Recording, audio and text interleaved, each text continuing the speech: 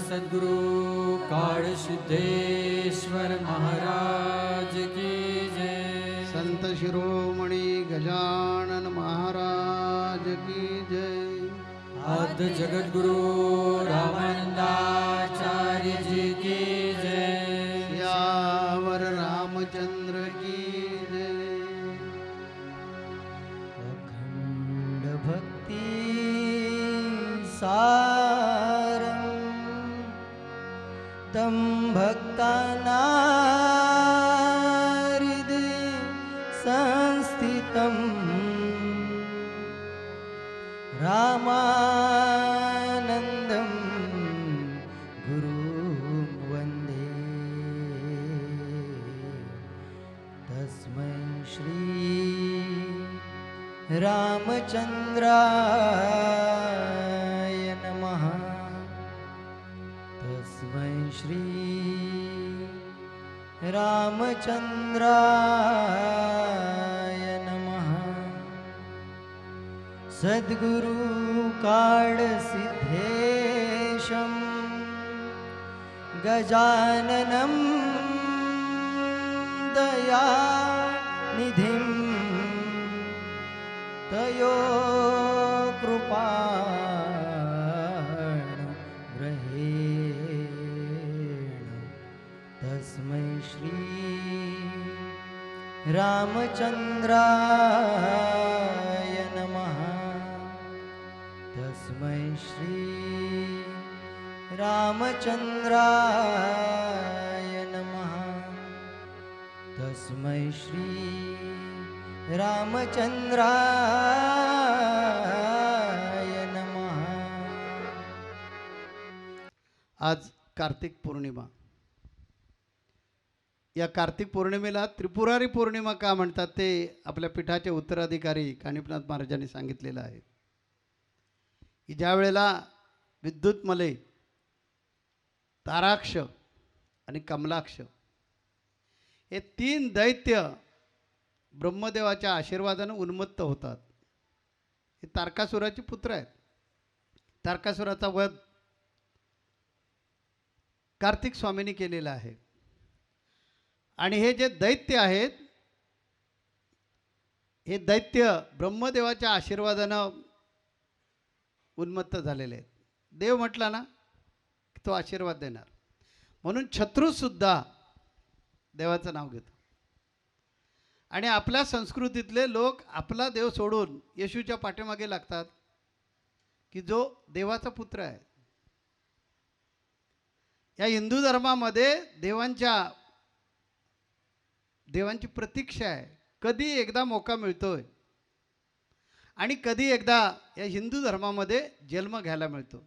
म्हणून कधी राम बनके, कधी कृष्ण बनके तो येत असतो, वारंवार येत असतो, भक्तांच्या उद्धारासाठी येत असतो। अशी उज्ज्वल आपली सनातन वैदिक संस्कृती आहे। या संस्कृतीमध्ये जगद्गुरु तुकोबाराय म्हणाले की जन्मोजन्मी आम्ही बहु पुण्य केले तेव्हा विठ्ठले कृपा केली।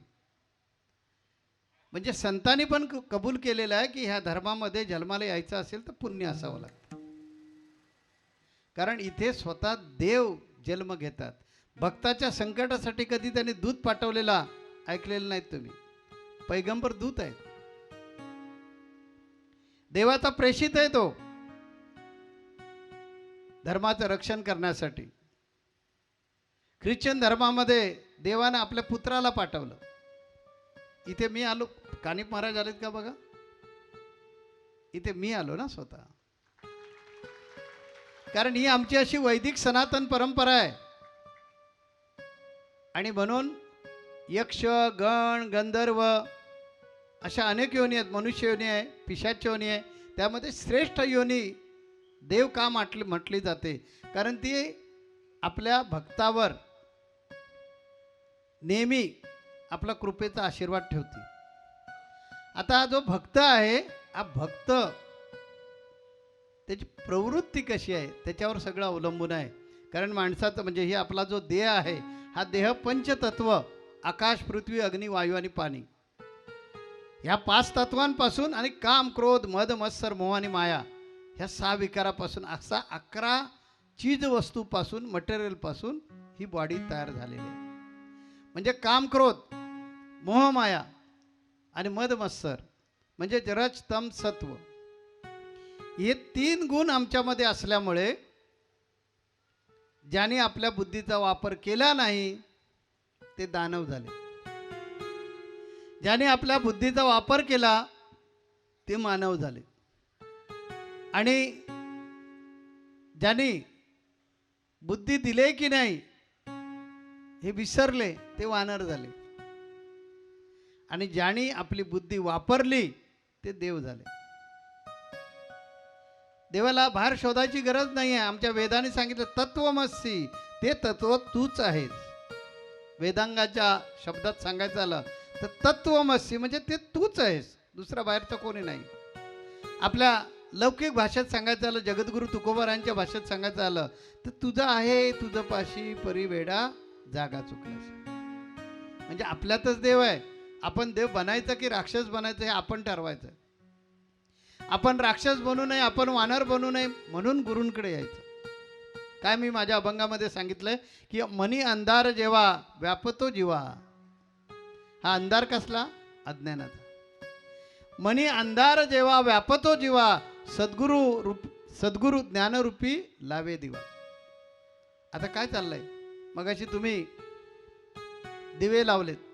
आमच्या गोव्याच्या संस्कृतीमध्ये आपली संस्कृती ताज्य ठेवण्यासाठी मला कुडकेनी काहीतरी सांगितलं शब्दाचं, दिवा असं काहीतरी नाव ठेवलं. दिवस ही संस्कृती आपली जपण्याचा आपण प्रत्येकानं प्रयत्न केला पाहिजे. आपल्या विश्व हिंदू परिषदेचे अध्यक्ष मगाशी बोलले की आपली संस्कृती जिवंत राहिली तर आपण जिवंत राहणार, हे लक्षात घ्या. म्हणून कधी संस्कृती सोडू नका. जो मूळ सोडतो ना तो भरकटतो. म्हणून हे पाश्चिमात्य संस्कृतीमध्ये जी आक्रमणं चालू आहेत पाश्चिमात्य संस्कृतीची, तिला कधी मोहाला बळी पडू नये. त्यांनी मगाशी आमसेकर साहेबांनी सांगितलं की आम्ही टी व्ही माध्यमातून काय बघतो तर सासवा-सुनांची भांडणं पाहतो. बघतो काय? भावाभावांची एकमेकांची दुश्मनी पाहतो. बघतो काय? भावजाई दिराचे संबंध बघतो. की ज्या आमच्या संस्कृतीमध्ये लक्ष्मणाला विचारलं मारुती रायानं की माझ्यावर ही जबाबदारी टाकले सीतामाईचा शोध करून आणायची, मी जातो, पण सीतामाई दिसतात कशा? आम्हाला तर जाऊन विचारू शकत नाही.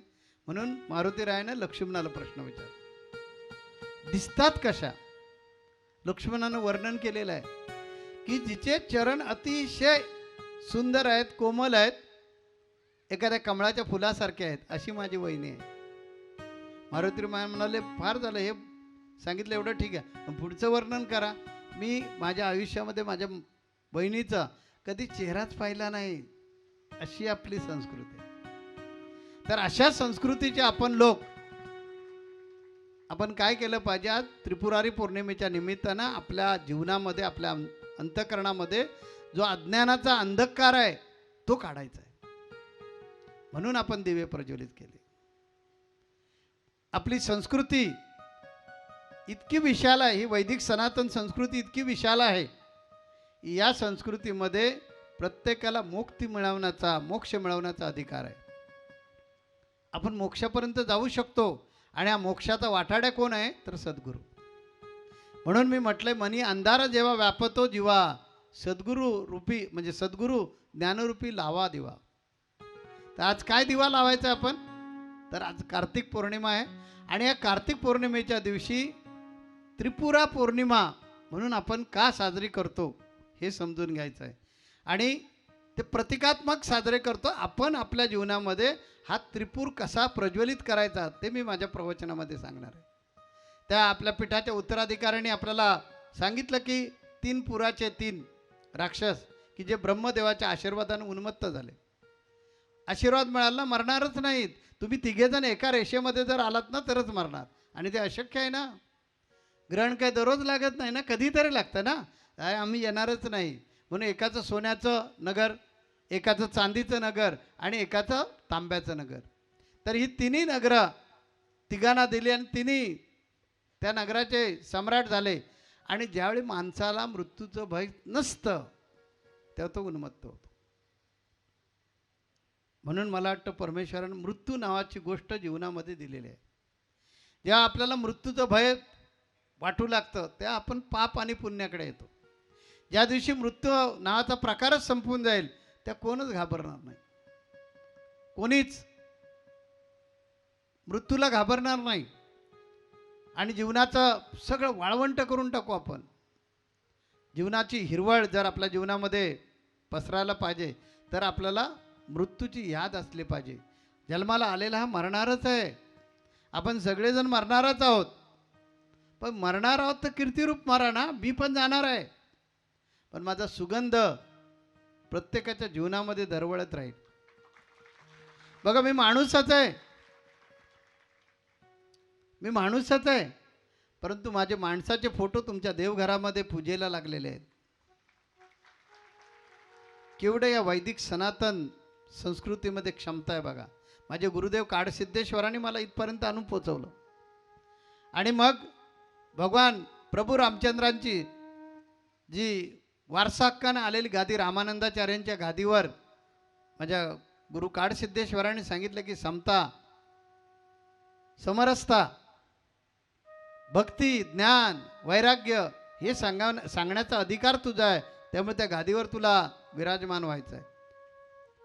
आणि भगवान प्रभू रामचंद्रांच्या आशीर्वादानं आद्य जगद्गुरू रामानंदाचार्यांच्या परंपरेमध्ये उत्तराधिकारी म्हणून जे माझ्यावर दायित्व आलेलं आहे आणि हिंदू धर्म जो आहे या हिंदू धर्माला संघटित करण्याचं जे जबाबदारी माझ्यावर आलेली आहे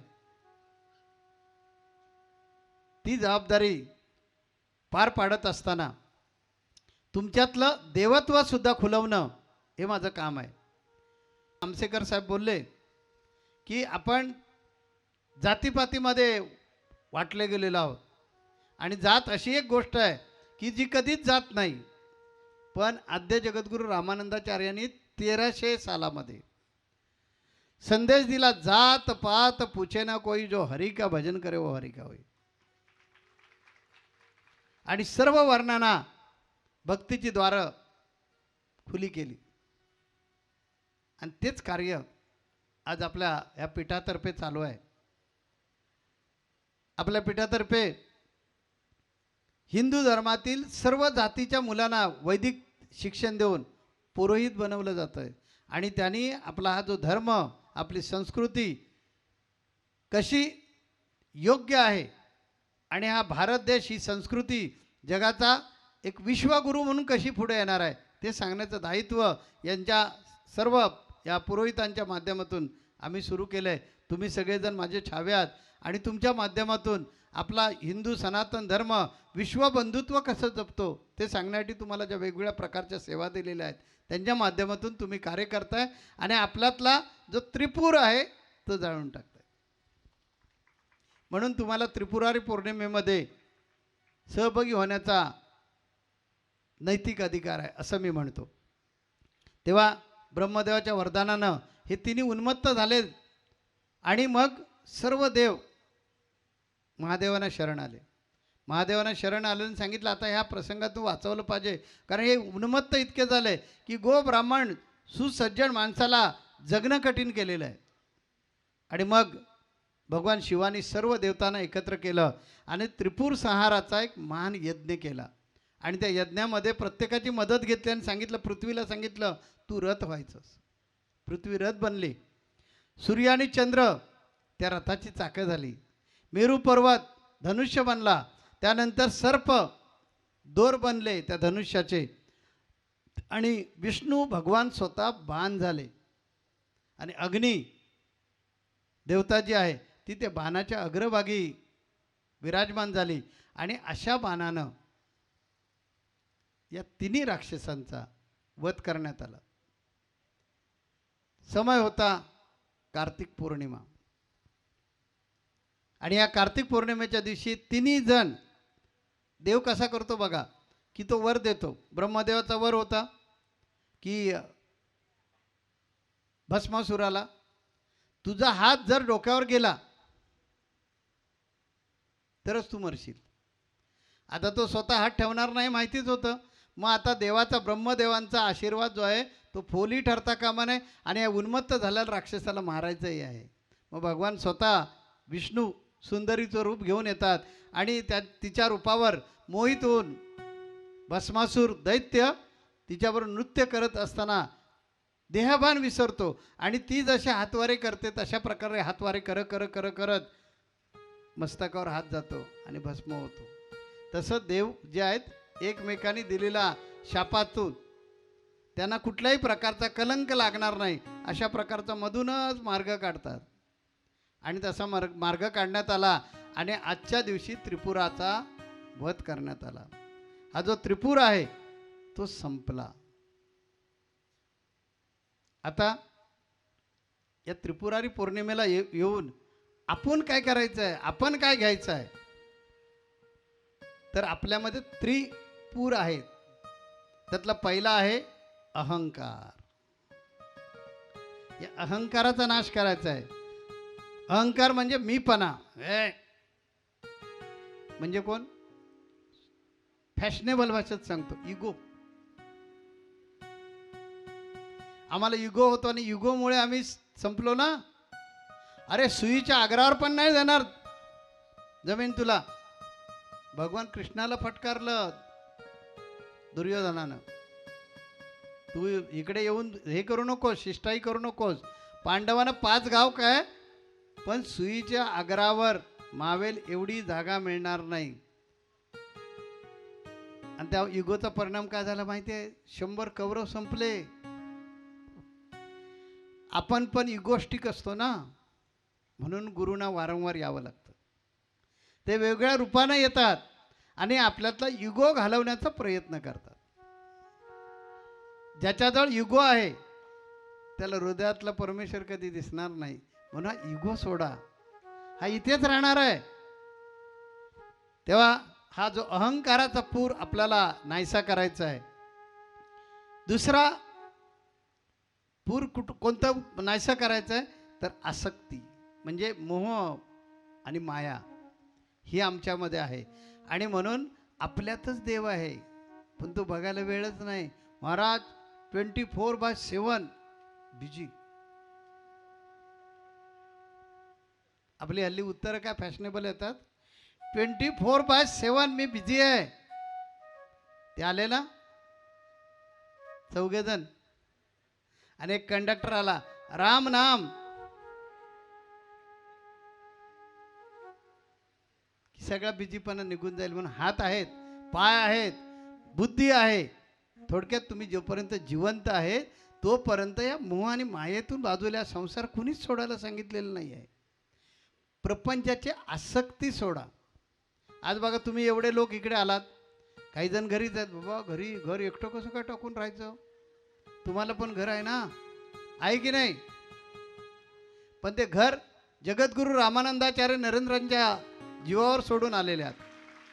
त्यामुळे त्यांची जबाबदारी आहे तुमच्या घराचं रक्षण करणं. तेव्हा ही जी आसक्ती आहे ही आसक्ती आपण सोडली पाहिजे. तिसरी गोष्ट आहे त्रिपुर आहे ना. पहिला काय सांगितलं? इगो म्हणजे अहंकार. दुसरं काय सांगितलं मी? मोह आणि माया. आणि तिसरा प्रकार आहे वासना, क्रोध आणि लोभ म्हणजे इंद्रियांची अधीनता. नाही बाबा माझं पोट बिघडतं, नाही बाबा मला हे जमणारच नाही, हे मग खाऊच शकत नाही, मी असा राहूच शकत. अरे उपवास धर. नाही नाही जमणार नाही, मला उपाशी राहता येत नाही. मग तिकडे गेल्यानंतर म्हणून आता कळलं सगळ्यांना कुठे गेल्यानंतर त्या उशिरा असलेत. त्यामुळे ही जी इंद्रियांची अधीनता आहे तिचा नाश करायचा. आपण इंद्रियांच्या अधीन नाही गेलं पाहिजे. इंद्रिय आपल्या अधीन राहिली पाहिजे. त्याला भूतजय असं म्हणतात. साधू संतांनी भूतजय मिळवलेला असतो. इंद्रियांच्या कधीच अधीन नाही, इंद्रिय त्यांच्या अधीन असतात. आपण इंद्रियांच्या अधीन राहतो म्हणून मन जिकडे घेऊन जातं तिकडे पळत राहतो. आपल्याला माहिती असतं आपण चुकीच्या गोष्टी करतोय. अरे बाबा साखर खाऊ नको, डायबेटीस आहे. एवढी इंद्रिय अधीनता. त्या ह्या 3 गोष्टींचा आज आपण नाश करायचा जर संकल्प केला तर खऱ्या अर्थानं आपण काय करू? त्रिपुरारी पौर्णिमा साजरी करू असं मला वाटतं.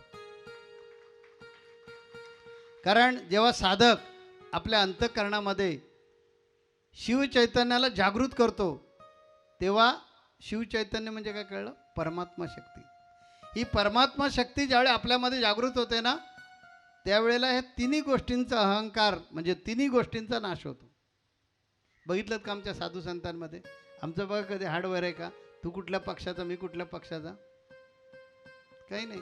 ते महाराज वेगळ्या संप्रदायातले, हे माझे गुरुबंधू आहेत, मी आज जगद्गुरू आहे, पण आम्ही दोघं गुरुबंधू एकमेकांना भेटतो. माझ्यामध्ये कधी असा इगो नाही आहेत की हे मी जगद्गुरू आहे, मला माझ्यापासून किती लांब राहिलं पाहिजे. अहंकाराचा वारा न लागो राजसा माझ्या विष्णुदासा भाविकांची. उगाच का नामदेव महाराज म्हणाले की अहंकाराचा वारा जो आहे हा माझ्यातला जाऊ दे, माझ्या भक्तगणांमधला जाऊ दे, वैष्णवांमधला आमच्या जाऊ दे. तेव्हा हे तीन गोष्टी ज्यावेळी आपल्यातून निघून जातील तेव्हा ह्या पुरांचा नाश होईल आणि मग आपण खऱ्या अर्थानं त्रिपुरारी शिवस्वरूप होऊ. त्रिपुरारी. आता त्रिपुरारी म्हणजे कोण? तर भगवान भोलेनाथ.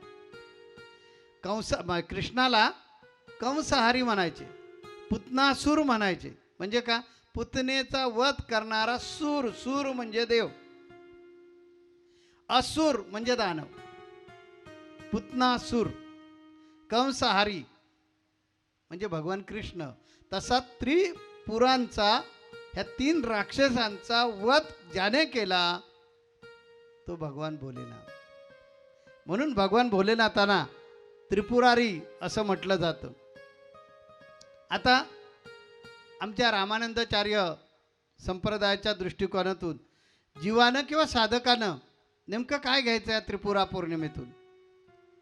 तर त्रिपुर म्हणजे तीन.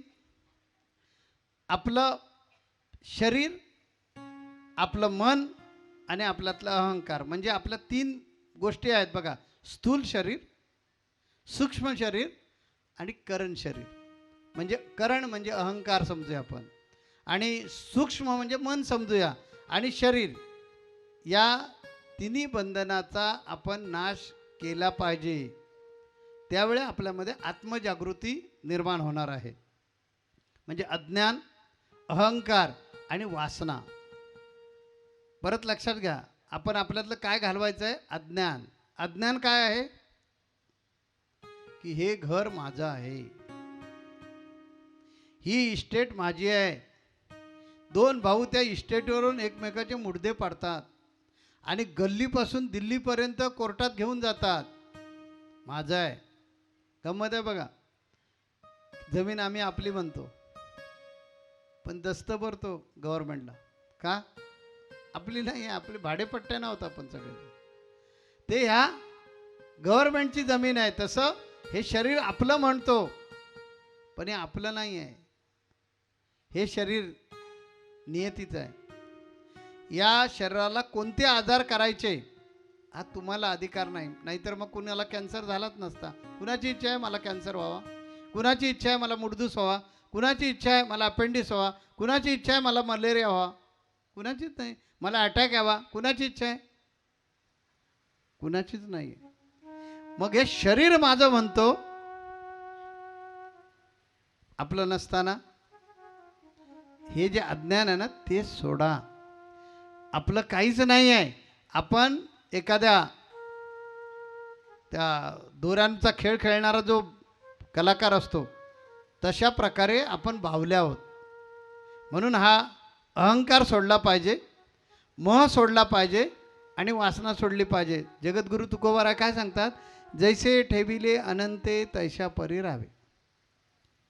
पण आमचा मोह जास्त असल्यामुळे इतकं कमवायचं विश्रांती घ्यायचीच नाही आणि मग येतो अटॅक.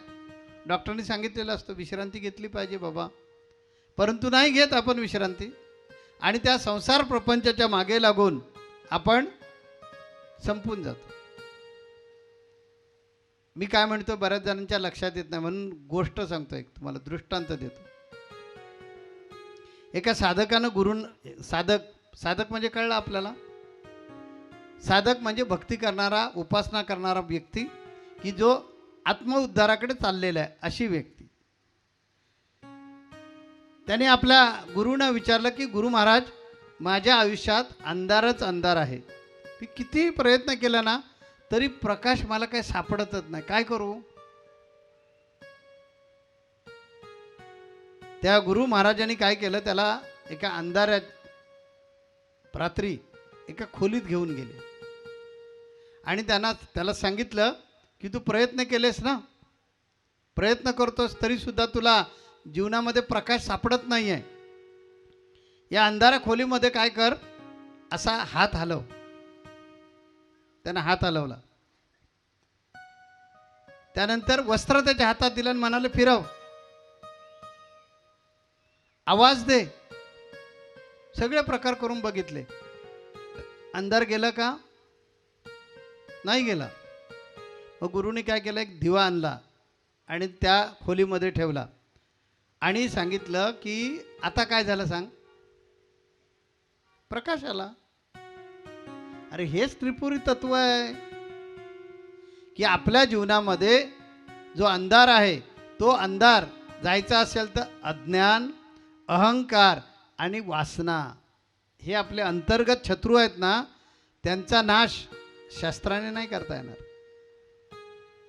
तर त्यांचा नाश ज्ञान, भक्ती आणि सेवा, 3 गोष्टी आमच्या वैष्णव संप्रदायाच्या आहेत.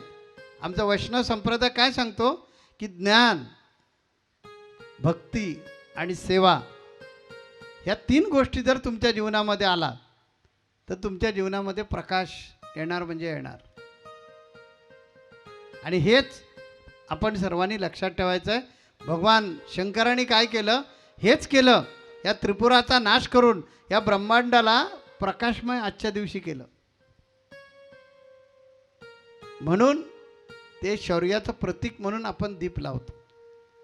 लावले ना आपण मगाशी, त्या दीपमाळेवर असंख्य दिवे लावल्याने प्रकाश केला आणि अज्ञानाचा नाश झाला म्हणून प्रकाशाची दिवाळी साजरी केली. मग आपण आपल्या जीवनामध्ये जर प्रकाशाची दिवाळी साजरी व्हायला पाहिजे असेल तर आपण काय केलं पाहिजे की ज्ञान, भक्ती आणि सेवा या 3 गोष्टी, म्हणजे ज्ञान मिळवलं पाहिजे. मी कोण, कशासाठी जन्माला आलो. ज्ञान म्हणजे पुस्तकी ज्ञान नाही, ज्ञानाचं नाव आहे आत्मज्ञान. आत्मज्ञान मिळवण्यासाठी आपण प्रयत्न केले पाहिजे. त्या भगवान शंकर म्हणजे शिवत्व. शिवत्व म्हणजे काय? शांत, जागृत. आणि शंकर म्हणजे कोण आहेत तर सद्गुरू आहेत. हे सद्गुरू जे आहेत ते सद्गुरू प्रकाश स्वरूपामध्ये आपल्यामध्ये जे असणारं अज्ञान आहे, अहंकार आहे, वासना ज्या आहेत प्रत्येकाच्या मनामध्ये त्या संपवून टाकतील.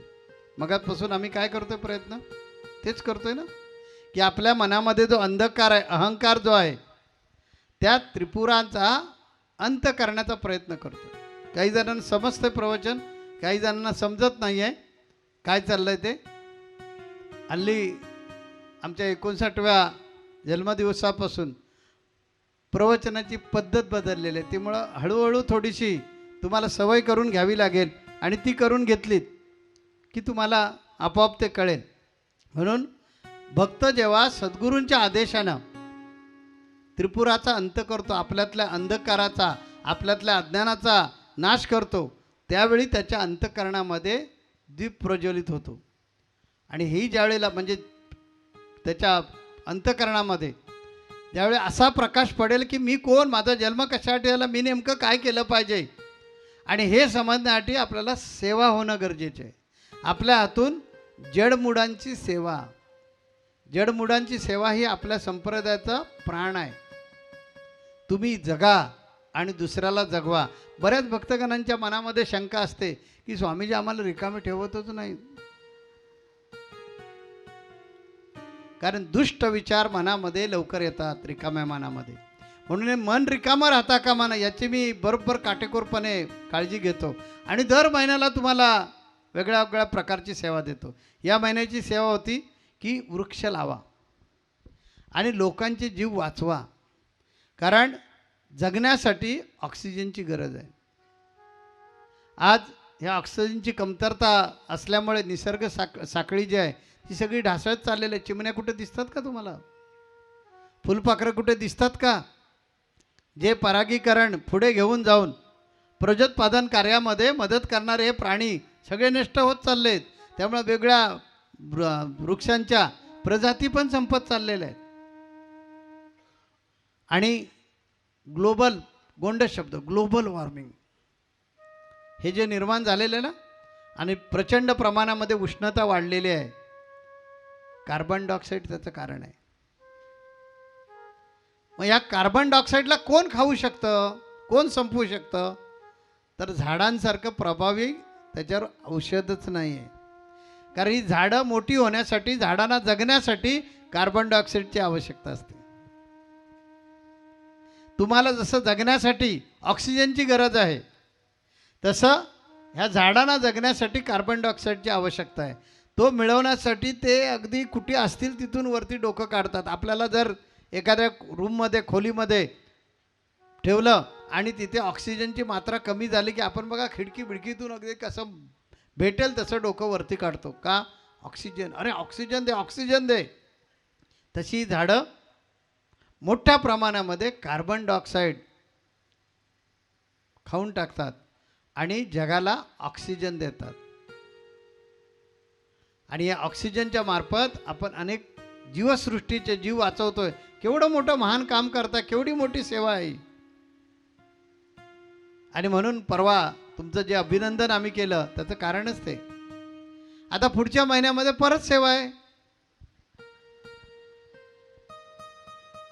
कच्चे बंधारे बांधायचे.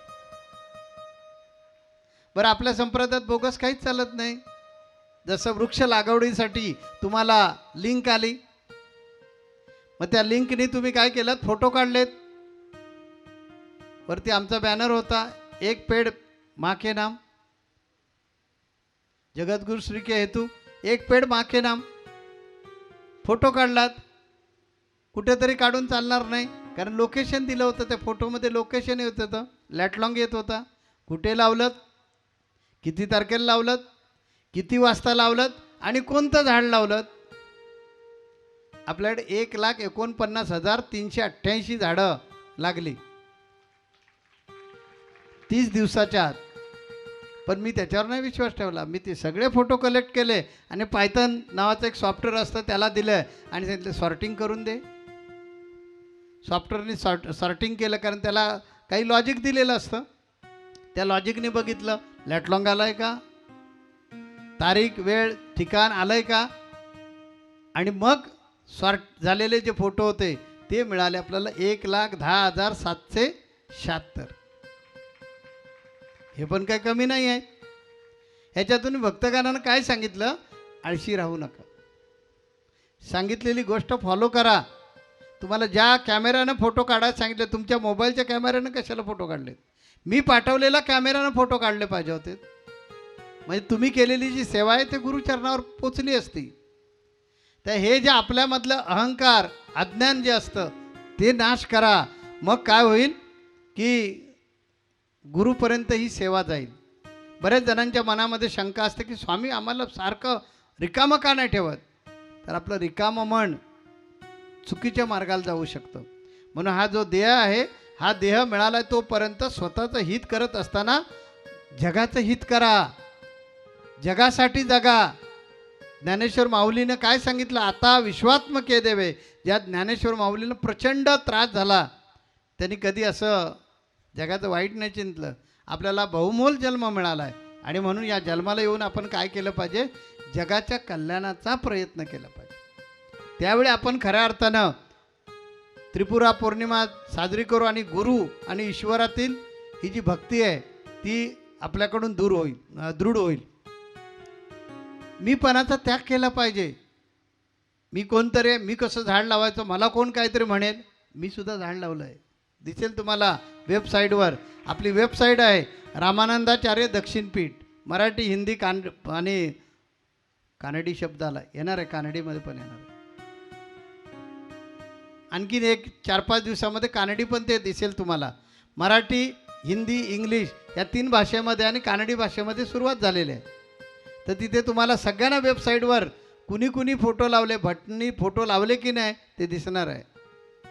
आणि त्याचं सर्टिफिकेट पण तुमचं तुम्हाला तिथूनच डाउनलोड करून घेता येईल. तेव्हा ही जी सेवा आहे, ही सेवा करा. ही सेवा करणं म्हणजेच गुरूंची भक्ती करणं. तुम्हाला ज्या ज्या काही सेवा दिलेल्या आहेत त्या सेवा करणं म्हणजेच गुरूंची भक्ती करणं. गुरूंचे पूजन केलं, हळद पिंजर कुंकू घालून, की गुरु प्रसन्न नाही होत. खऱ्या गुरु नाही. या गोष्टीमध्ये स्वारस्य नाही आहे. जडमुडांच्या उद्धारामध्ये स्वारस्य आहे. तुम्ही जडमुडांचा उद्धार करा, तिथे भगवंत आहे. कणाकणात भगवंत आहे. मी माझ्या अभंगात सांगितलं ना, कळला नाही, कळला नाही, कळला नाही देव आम्हा, कळला नाही देव. या अभंगामध्ये मी काय सांगितलं? अणु रेणूत देव आहे, नरेंद्र म्हणे शोधून पाहे. म्हणून हा देव आपल्याला जर दिसायला पाहिजे असेल तर आपल्यामध्ये सेवा पाहिजे, करुणा पाहिजे आणि समतेचा दीप प्रज्वलित करा. आपल्या रामानंदाचार्य वैष्णव संप्रदायामध्ये त्रिपुर रूपी स्वर लावले पाहिजेत. ते कसे लावले पाहिजेत ते मी या पुढच्या भागात सांगणार आहे. आपल्या वैष्णव संप्रदायामध्ये त्रिपुरारी पौर्णिमा, बरेच जण म्हणतात आमचा स्वस्वरूप संप्रदाय कुठेच नाही आहे. रामानंदाचार्य म्हणजे रामानंद संप्रदाय, श्री संप्रदाय, स्वस्वरूप संप्रदाय एकच आहे. हे लक्षात घ्या, हा एकच आहे. रामानंद संप्रदाय जो भगवान प्रभू रामचंद्रांनी सांगितलं तो रामानंदाचार्य संप्रदाय, आणि म्हणजे रामानुजाचार्यांनी जो घेऊन गेले तो श्री संप्रदाय. रामानंदाचार्यांनी जो सांगितलं त्याला रामानंद संप्रदाय म्हणतात, आणि नरेंद्राचार्यांनी सांगितलं तो स्वस्वरूप संप्रदाय. आमचा तिघांचा सिद्धांत एकच आहे, विशिष्टाद्वैत सिद्धांत. तेव्हा वैष्णव संप्रदायामध्ये त्रिपुरारी पौर्णिमेचा अर्थ आम्ही लोक कसे घेतो, तर आम्ही असं घेतो, शुद्ध भक्ती आणि अंतःकरणातील जी तामसी प्रवृत्ती आहे हिचा नाश करणं म्हणजे त्रिपुरा पौर्णिमा साजरं करणं. हा संदेश काय घेऊन जायचं आहे तुम्ही सगळ्यांनी? रामानंद संप्रदायाच्या लोकांनी काय घेऊन जायचं आहे, तर अंतःकरणामध्ये शुद्ध भक्ती पाहिजे, नाही तर मनी नाही भाव. बोला पुढे, तुम्हीच म्हणताय. देव आशाने, देव बाजारातला, हे तुम्हीच सांगताय. म्हणून शुद्ध भक्ती ठेवली पाहिजे. म्हणून शुद्ध भक्ती ठेवली पाहिजे, कारण देव बाजारातला भाजीपाला नाही. जर तुमची भक्ती नसेल, तुमची भक्ती दांभिक असेल तर देव कधीच पावणार. नाहीतर देवाला आपण आज बाबा काय करताय, मग आज देवाचा सण आहे, देवासाठी आणखीन काय काय काय काय करतात लोक, पुरणपोळी वगैरे वगैरे आहे ना. पुढचं काय बोलत नाही, कोकणी लोक आहेत ना त्यासाठी बोलत नाही.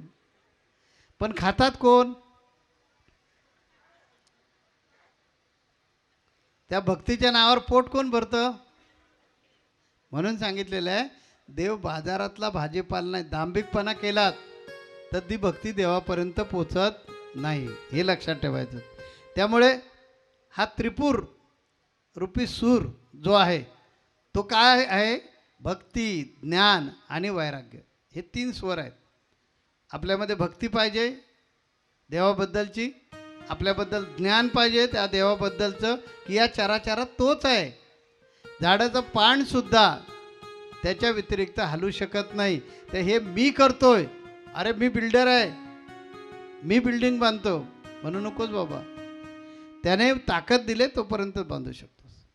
मी सोनार आहे, दागिने बनवतो, बट नाही बनवू शकत. त्याने हात दिलेले आहेत, त्याने डोळे दिलेले आहेत, त्याने कला दिलेली आहे, म्हणून आपण बनवू शकतो. तेव्हा हे ज्ञान आपल्याला असलं पाहिजे. मी हे करतो आणि मी ते करतो. मी करणारा कोणी नाही, करणारा तो आहे, आणि तो सगळा माझ्या पाप पुण्याच्या हिशोबाप्रमाणे माझ्याकडून तो सगळं करून घेतोय. अशा प्रकारे आपण कायम आपल्या लक्षामध्ये ठेवलं ते ज्ञान आहे, की या चराचरामध्ये सत्तेचा मालक फक्त आणि फक्त तोच आहे. आणि वैराग्य पाहिजे. मला हे पाहिजे, मला ते पाहिजे, मला ते पाहिजे असं नाही पाहिजे. वैराग्य ज्यांच्यामध्ये आहे तो काय संसार सोडत नाही, प्रपंच सोडत नाही, सोडायची गरज पण नाही. परंतु आसक्ती सोडायची. वैराग्याचा विरुद्ध शब्द काय? आसक्ती. प्रत्येक गोष्टीची आसक्ती सोडायची. मी विमानाशिवाय जात नाही बाबा, बैलगाडी मिळाली तर जाता आलं पाहिजे बाबा. ह्याला वैराग्य म्हणतात. की जसे जैसे ठेविले अनंते, जसं देवा तू ठेवशील तसं. आता तुला वाटतं की मला 5 स्टार हॉटेलमध्ये जेवायला घालायचं, घालशील. उद्या समजा एखाद्या गरीबाच्या घरी पण जेवायचा योग आला तरी ते जेवता आलं पाहिजे. ह्याला वैराग्य म्हणतात. काही जणांना उतरताच येत नाही खाली. घोड्यावर बसलेला जो असतो खाली उतरतच नाही. किती रुपयाच्या गाडीतून फिरतो माहिती आहे काय? किती कोटीची गाडी माहिती आहे का तुम्हाला? त्याच्याजवळ वैराग्य नाही हे समजून जायचं. अब्जावधी रुपयाची गाडी असं अजून नाही आलेली, परंतु समजा कोट्यवधीच्या पुढे गेलेत गाड्या आता. तेव्हा कोट्यवधीची रुपयाच्या गाडीमध्ये जरी बसलात तरी पाय जमिनीला ठेव. याला वैराग्य म्हणतात. आणि फक्त माझ्यासाठी माझ्यासाठी हवंय, माझ्यासाठी माझ्यांसाठी हवंय. तर कुत्रा पण करतो ना तसंच. कुत्रा, वाघ, सिंह हे प्राणी जे आहेत ते जी काय शिकारे आणतात ती पहिली माझ्यासाठी पाहिजे. हे आपल्या संस्कृतीत नाही. मी लहानपणी पाहिलं, माझी आई जेवण करायची त्या पहिलं जी चूल असायची ती पहिली सारवायची, त्याला रांगोळी वगैरे घालायची आणि मग तिचं पूजन वगैरे करायचं आणि जेवण करायला सुरुवात करायची. ते जेवण करून झालं की आम्हाला भूक लागलेली असायची, लहान असायचो, खेळून आलेलं असायचं, वाढ अगोदर हातपाय धुवून यायचे, शांत बसायचं. काय करणार आता? शांत बसावं लागायचं.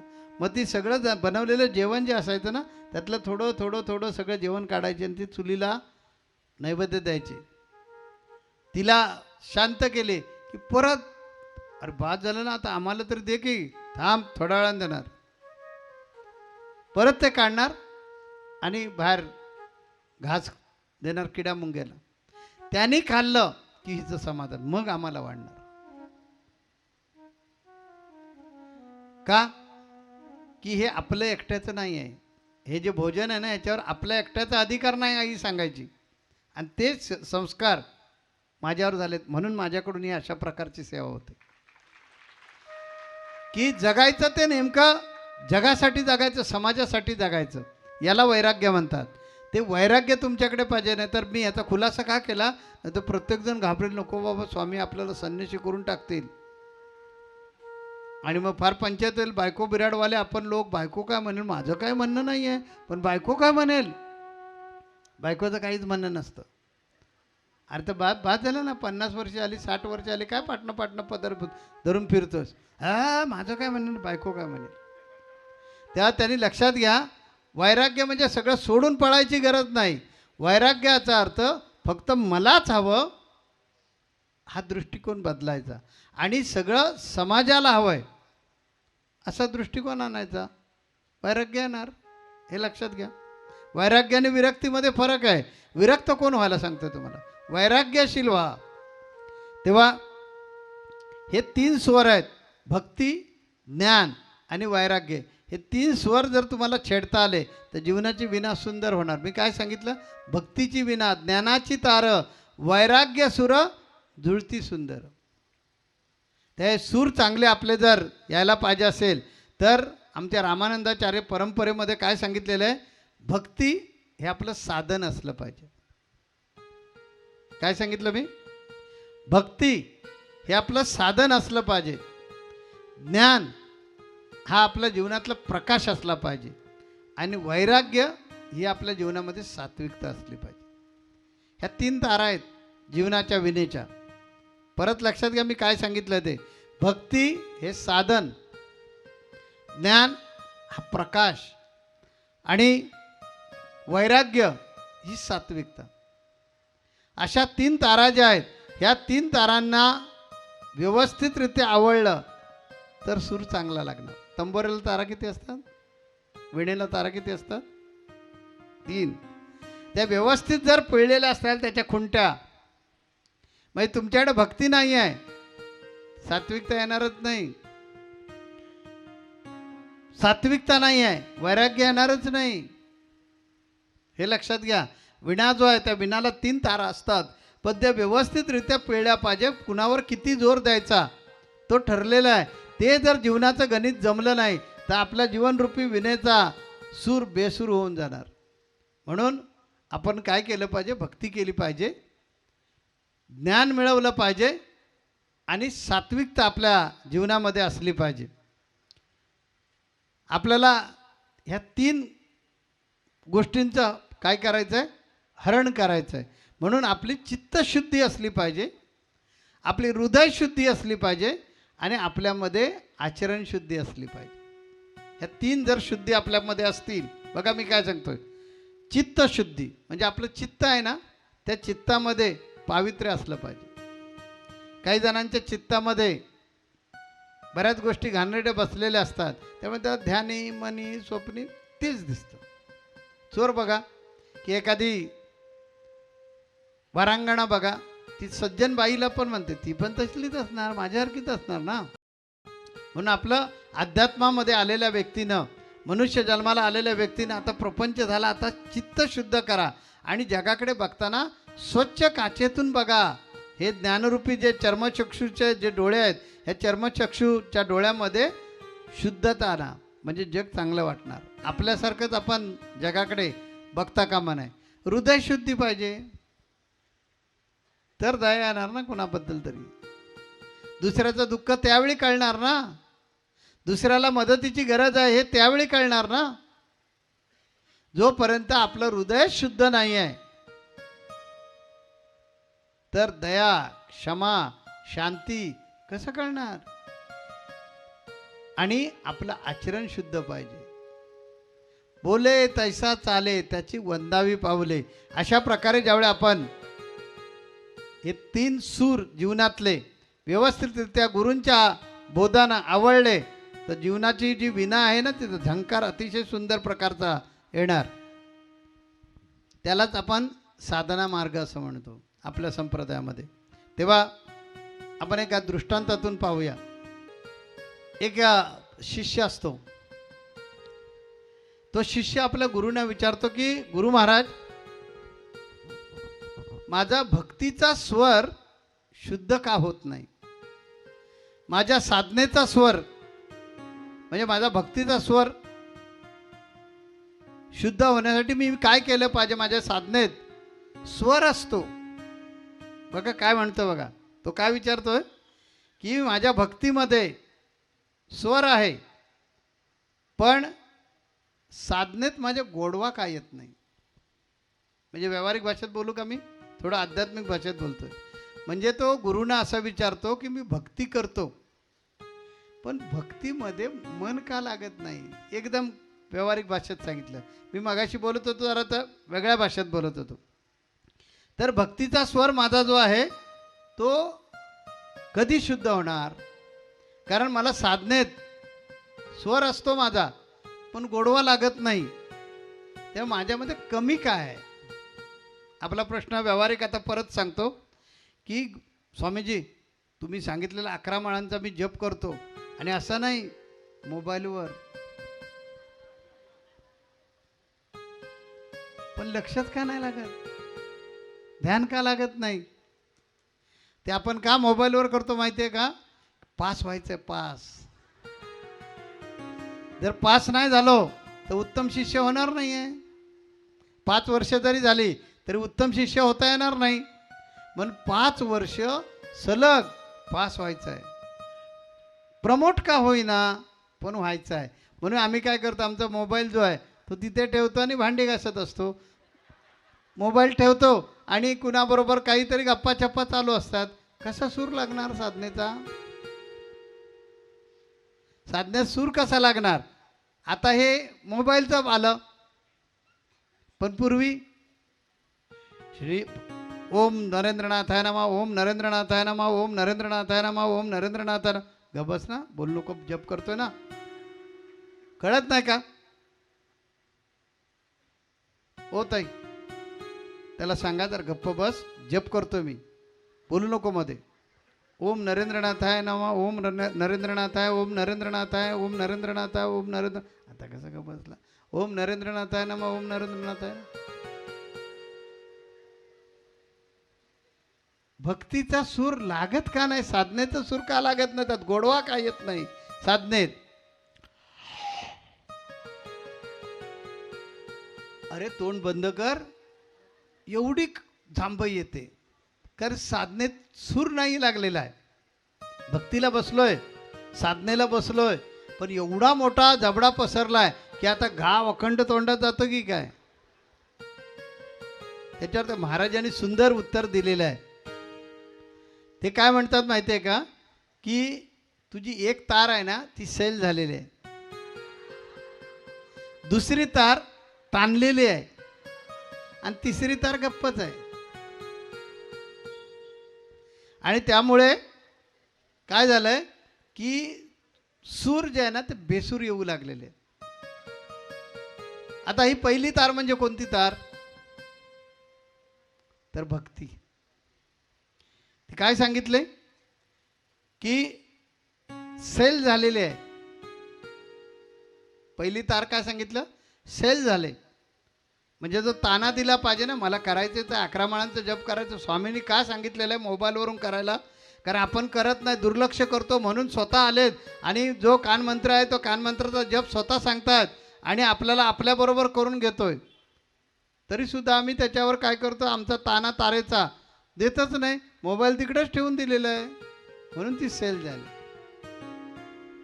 दुसरी तार आहे ती ज्ञान आहे, ती खूप ताणलेली आहे अहंकारामुळे.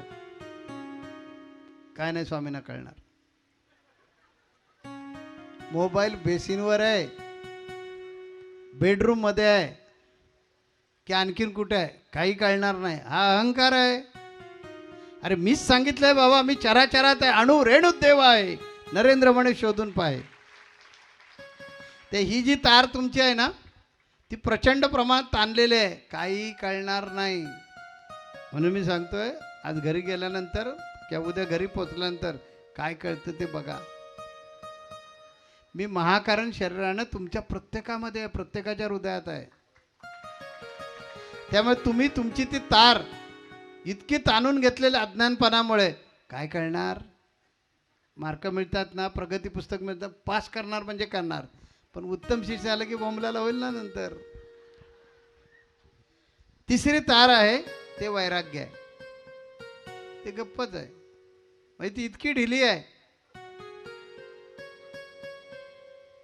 त्यामध्ये ना आपल्याला काय करायचं, आपण का आलो, आपल्या पोरग्याला बरं नव्हतं, आपण का आलो, नवरा दारू प्यायचा, ठीक आहे ना, आता सांगितलंय ठीक आहे.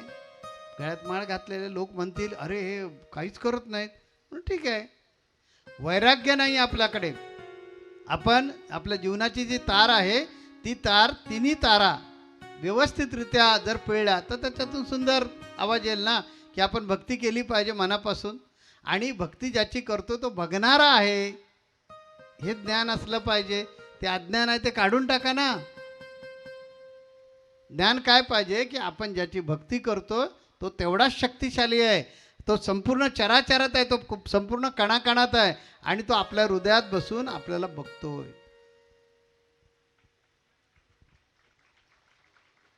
आणि हे जर आपल्या नक्की लक्षात राहिलं तर वैराग्य येईल आपल्यामध्ये, की ठीक आहे आता बायको मुलं घरदार प्रपंच हे ठीक आहे, स्वामींच्या कृपेने चांगलं झालं, पण आता काहीतरी समाजसेवा करण्यासाठी बाहेर पडूया, स्वतःसाठी जगूया ना. स्वतःसाठी जगणं म्हणजे काय, की आपल्या हातून काहीतरी पुण्य कार्य होऊ दे, कारण हेच पुण्य डिपॉझिट होणार आहे. आपण जे पैसे जमा करून ठेवणार आहोत, मुलांची भांडणं करून ठेवणार आहोत, बाकी काहीच नाही करणार.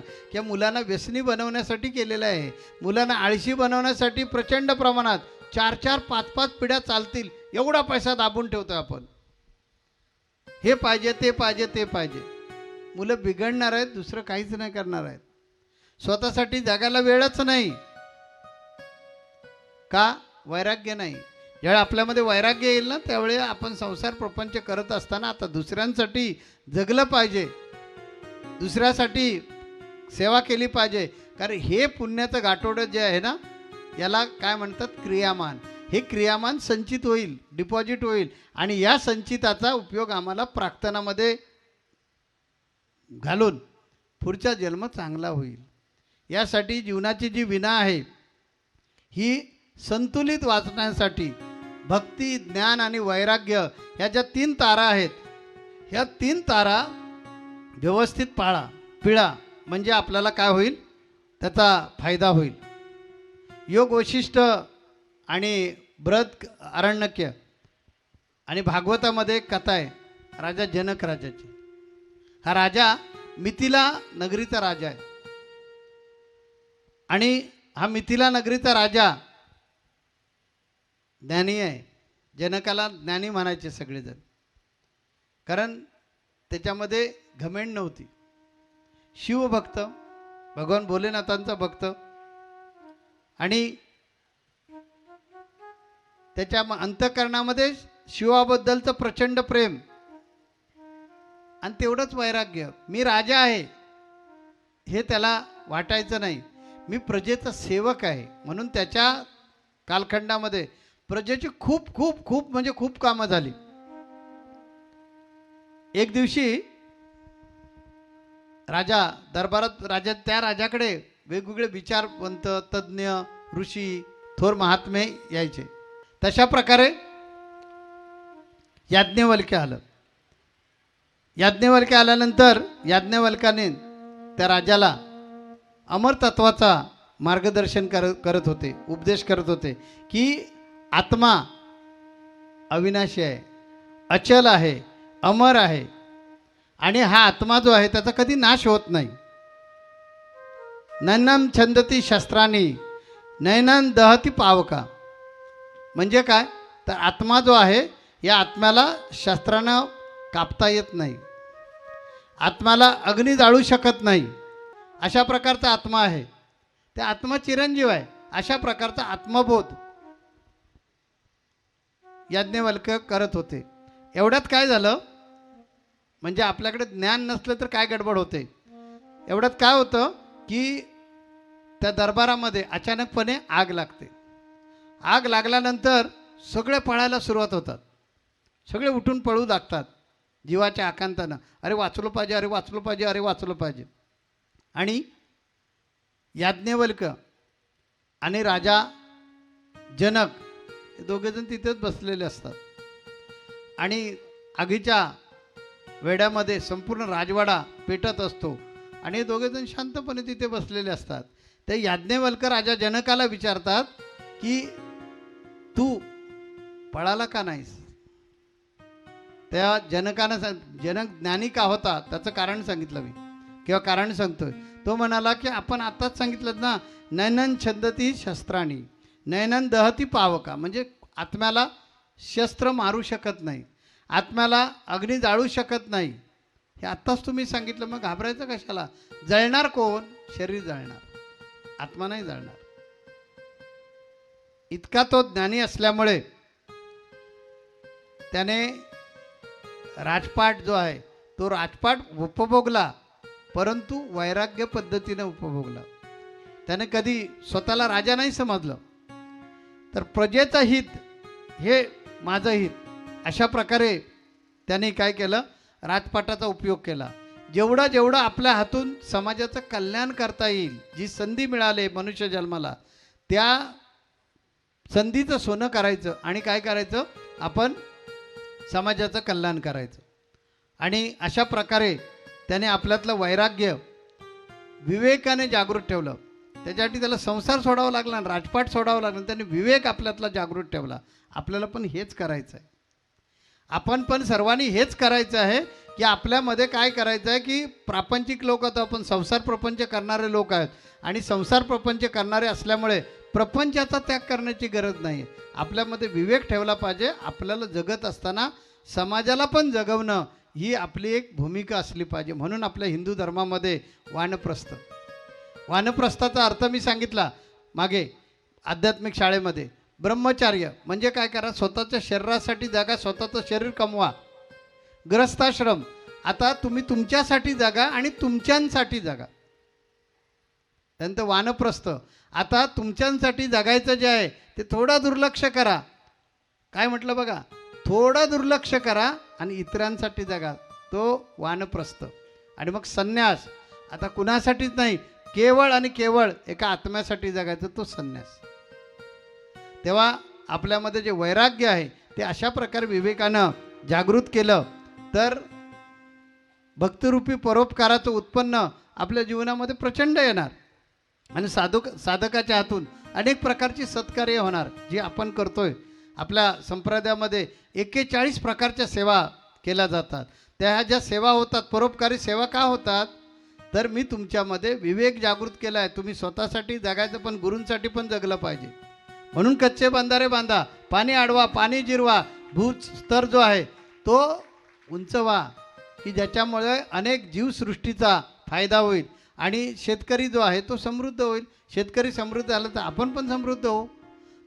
वृक्ष फळं फुलं याने बहरेल आणि वसुंधरा अतिशय सुंदररित्या बहरेल आणि तिचे आशीर्वाद आपल्याला मिळतील. म्हणून जे आपल्या संप्रदायामध्ये वेगवेगळ्या प्रकारचे उपक्रम राबवले जातात त्याचा हेतूच असा आहे की तुमच्यामध्ये विवेक जागृत करून. मी तुम्हाला कोणाला संसार सोडायला सांगितलं का बघा, तुम्ही तुमचा संसार करत असताना तुमच्यामध्ये मी विवेक जागृत केलेला आहे आणि वैराग्याकडे घेऊन चाललेलं आहे.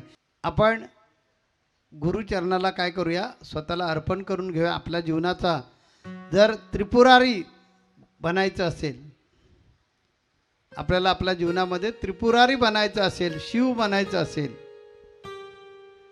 ज्याने 3 असुरांचा वध केला, 3 पुरं ज्याने उद्ध्वस्त केली, तो त्रिपुरारी कांत म्हणजे शिव.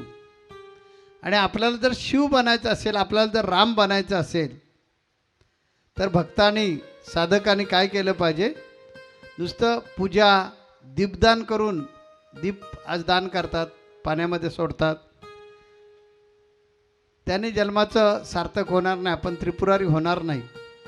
आपला आत्मदीप ज्या वेळेला प्रज्वलित होईल सद्गुरूच्या उपदेशाने, ज्या वेळेला आपल्यामधला काम क्रोध लोभ ह्याचा ज्यावेळी नाश होईल, त्यावेळेला आपण खऱ्या अर्थानं त्रिपुरारी होऊ. आणि या त्रिपुरारी होण्यासाठी सेवा ही सगळ्यात महत्त्वाची आहे. म्हणून आपल्या संप्रदायामध्ये 41 प्रकारच्या सेवा आहेत. काही जणांना यादी पाठ नसेल तर त्यांनी रामानंदाचार्य दक्षिणपीठ नाणीजधाम या वेबसाईटवर जायचं. मी काय काय सेवा करतो संप्रदायाच्या माध्यमातून. आणि मी म्हणजे तुम्ही सगळेजण सेवा करता, मी फक्त त्याचं लिडरशिप करतो. आणि ह्या सेवा तुम्ही काय करता हे ज्यावेळी बघाल, विचार कराल आणि अंतर्मुख व्हाल, त्या तुम्हालाच प्रश्न पडेल, अरे हे सगळं आम्ही करतो, एवढं शक्य आहे.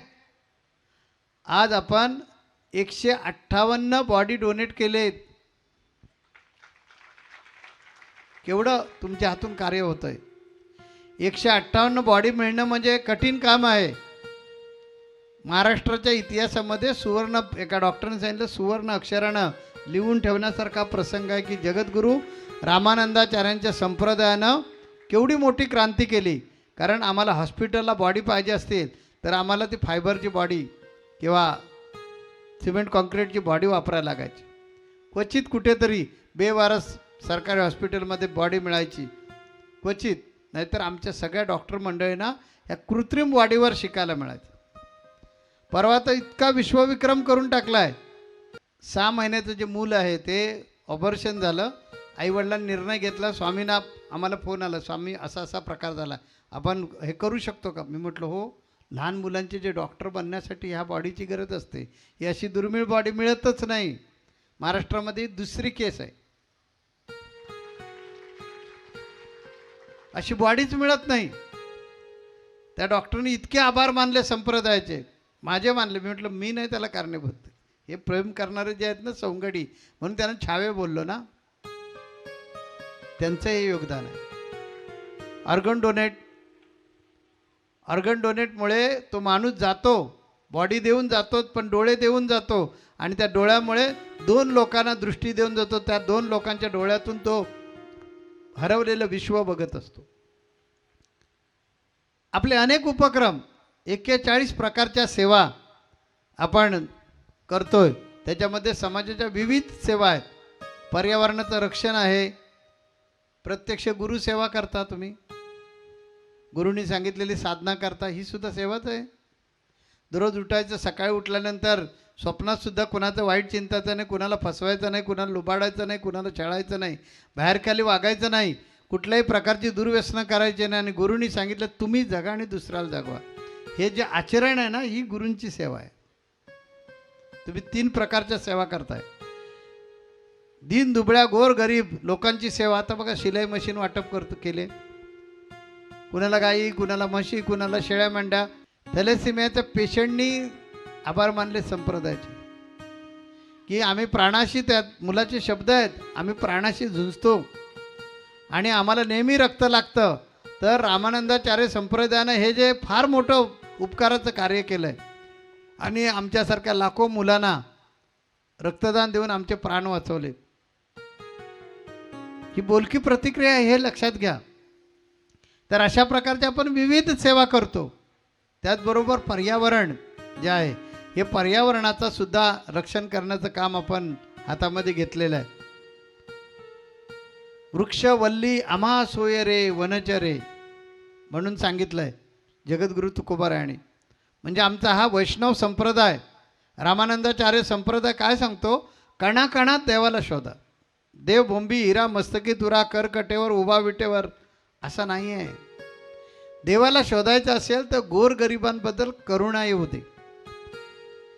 बरेच जण अशा ठिकाणी जातात आणि मदत करतात आणि 100 जणांना सांगत जातात, शिलाई मशीन वाटली मी, एवढ्या गायी दिल्या. हे प्रतिष्ठेसाठी करू नका. आपल्या संप्रदायामध्ये शिकण्यासारखं आहे बघा. कोण मदत करतो, कुणाला मदत केली, काही नाही. लाखो रुपये देणाऱ्या माणसाचं पण आपल्याकडं नाव संप्रदायामध्ये घेतलं जात नाही. का? कर्मणे वाधिकारस्ते मा फलेषु कदाचन. कर्म करायचं आपण कुणासाठी केलंय, गुरूंसाठी केलं. एवढंच लक्षात ठेवायचं. 22-22, 25-25 लाख रुपये देणाऱ्या, ॲम्ब्युलन्स घेऊन देणाऱ्या भक्ताचं सुद्धा कधी एका शब्दानं नाव येत नाही. अशा प्रकारची सेवा करा. म्हणजे ते जे गुरूंकडे ठेवलेलं डिपॉझिट आहे ना पुण्याचं, ते डबल टिबल होत जातं. कारण ते उचलतच नाहीत तुम्ही, ते तिथेच राहतं. ही सोनार कंपनी आता नाही करणार कधी डेअरिंग. पूर्वी काय करायचे, पैसे घ्यायचे, तुमचं सोनं घेऊन ठेवतो म्हणून. आता करणार नाहीत, कारण आता फार सोनं स्वस्त झालेलं आहे. 100 रुपये किलो काहीतरी झालं आहे.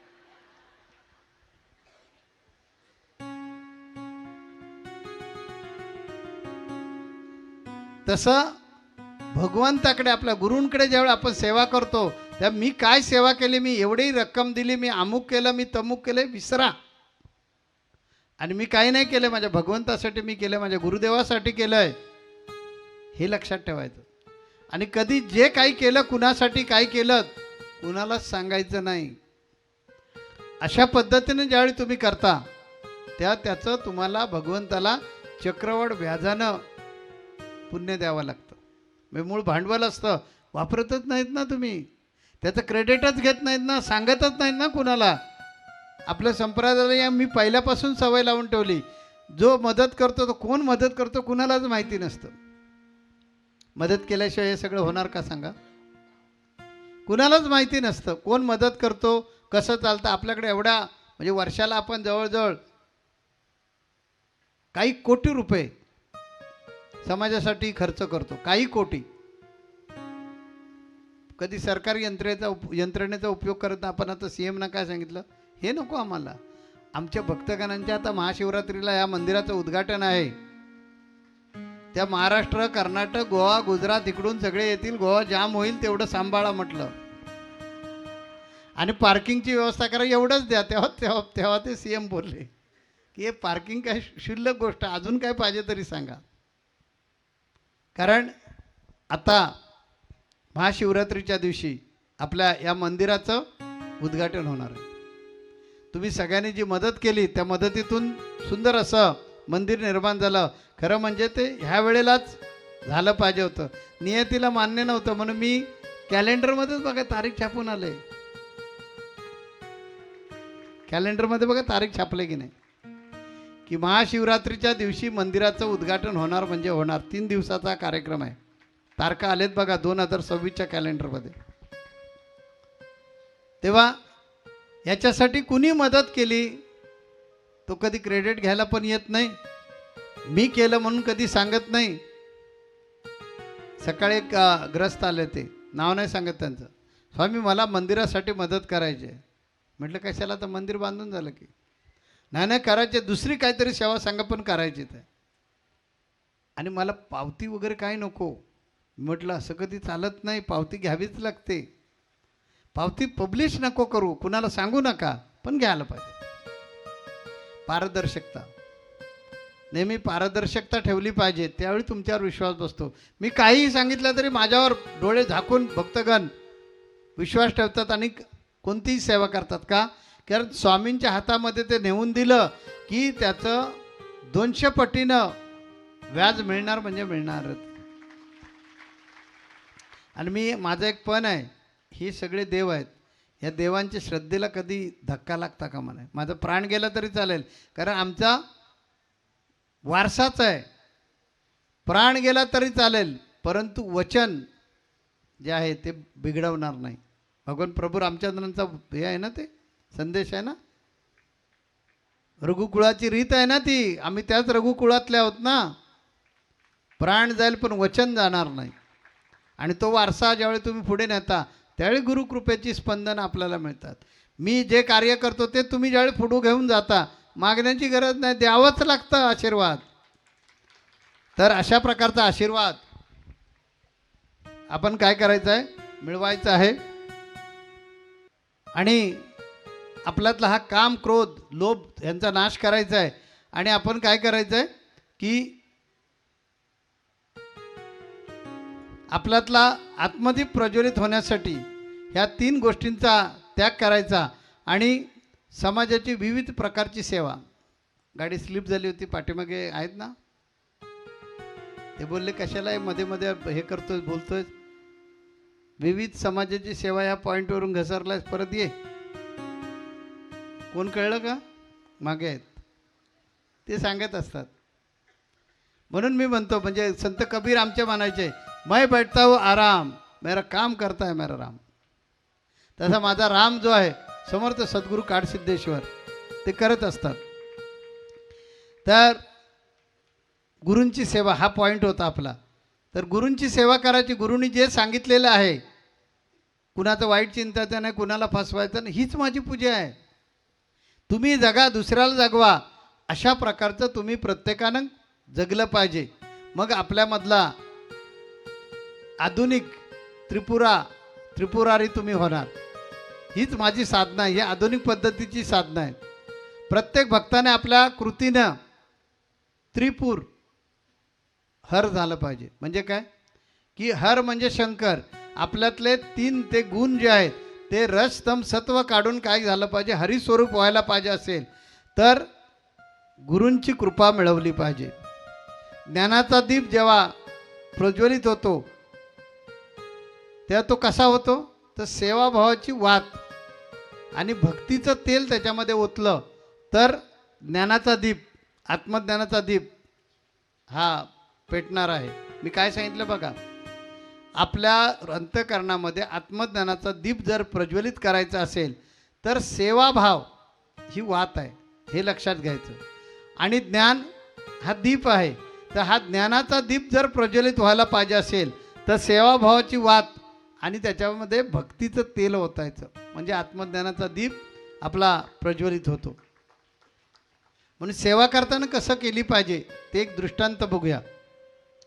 एक राजा असतो, त्या राजाला भव्य मंदिर बांधायचं असतं. म्हणून त्याने कामगार मंदिरासाठी लावलेले असतात. आणि एक दिवशी असा फेरफटका मारत काय बा मंदिराची स्थिती आहे ते बघण्यासाठी आला. तर त्याला 3 कामगार दिसले. एका पहिल्या कामगाराला त्याने विचारलं, शिल्पकाराला विचारलं, काय करतोस? तर त्याने सांगितलं की काय नाही, हे दगड जे आहेत ते रचण्याचं काम करतोय. बस एवढंच काम? हो, दगडच रचायचे, दुसरं काय आहे. दुसऱ्या कारागिराला विचारलं की बाबा तू काय करतोस? तर दुसरा कारागीर म्हणाला, मी भिंत घालायचं काम करतोय. बघा, पहिला कारागीर काय म्हणाला, मी दगड रचण्याचं काम करतोय, व्यवस्थित दगड लावणे हे माझं काम आहे. एवढंच काम? हो, एवढंच काम आहे. दुसरा म्हणाला, मी भिंत करण्याचं काम करतोय. राजानं तिसऱ्या कारागिराला तू काय करतोस बाबा? तो म्हणाला, महाराज, माझ्या हातून देवाच्या मंदिराला आकार मिळतोय. मी काय करतोय? देवाचं घर बांधतोय. नाही कळलं काय फरक? एकाच मंदिरासाठी 3 कारागीर आहेत. त्यातला पहिला काय म्हणतो की मी विटा लावतोय, म्हणजे दगड लावतोय, एवढंच माझं काम आहे. दुसरा म्हणतो मी भिंत बांधतोय. आता दगड कसले लावतोय? मंदिराचे लावतोय ना, पण भाव काय त्याच्या मनामध्ये? दगड लावतोय हा भाव आहे. दुसऱ्याच्या अंतःकरणामध्ये भाव आहे मी भिंत घालतोय, आणि तिसऱ्याच्या अंतःकरणामध्ये मात्र भाव आहे मी देवाचं घर बांधतोय. तो भाव हवा आहे, तो भाव हवा आहे, हे लक्षात घ्या. कारण पहिला जो आहे ना, फक्त केवळ सोपास्कार करतोय कर्मचाऱ्यासारखा. बघा ना, कर्मचारी, मी विनोदात त्याची व्याख्या करतो, ज्याचं कर्म चारी बाजून फिरलं,